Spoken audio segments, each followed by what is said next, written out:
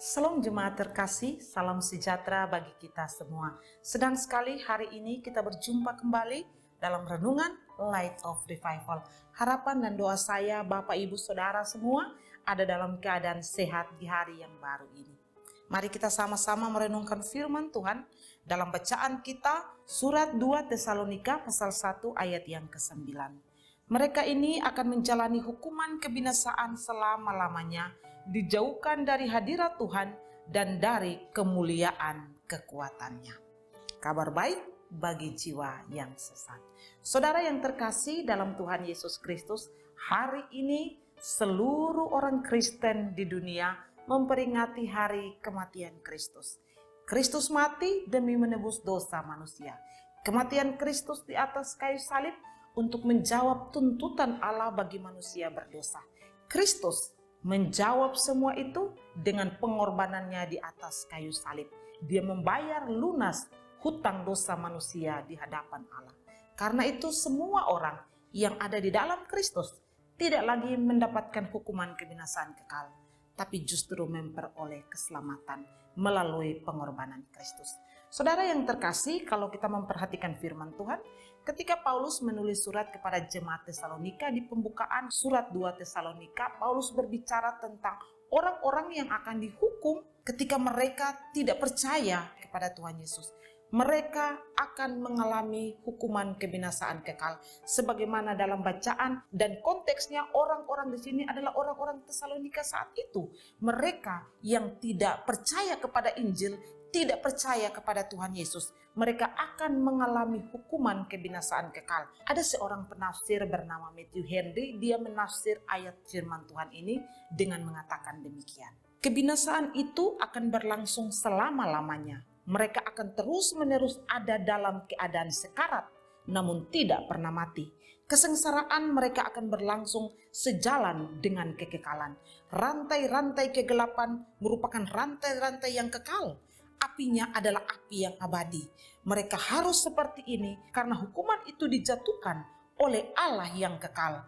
Menimpa jiwa yang tidak dapat mati, dijauhkan dari belas kasihan dan kasih karunia ilahi. Saudara, betapa mengerikan hukuman kebinasaan kekal yang diterima oleh mereka. Siapa mereka? Konteksnya orang-orang saat itu jemaat Tesalonika, mereka yang tidak percaya kepada Kristus, mereka yang tidak percaya kepada Injil. Dan ini juga konteks kepada kita semua, bahwa orang-orang yang tidak percaya kepada Kristus, yang tidak percaya kepada berita Injil, mereka juga akan bernasib yang sama, akan menerima hukuman kebinasaan kekal. Ini berita yang buruk, ini berita yang tidak menyenangkan. Dan ini pasti terjadi. Karena ini firman Tuhan, apa yang disampaikan firman Tuhan itu pasti terjadi. Tapi juga ada berita baik, ada kabar baik bagi jiwa yang tersesat. Setiap kita adalah orang-orang yang tersesat, yang sementara berjalan menuju kepada kebinasaan. Untuk semua itu ada berita baik, ada berita gembira, bahwa kematian Kristus di atas kayu salib, dia telah menerima hukuman kebinasaan itu, menggantikan manusia berdosa.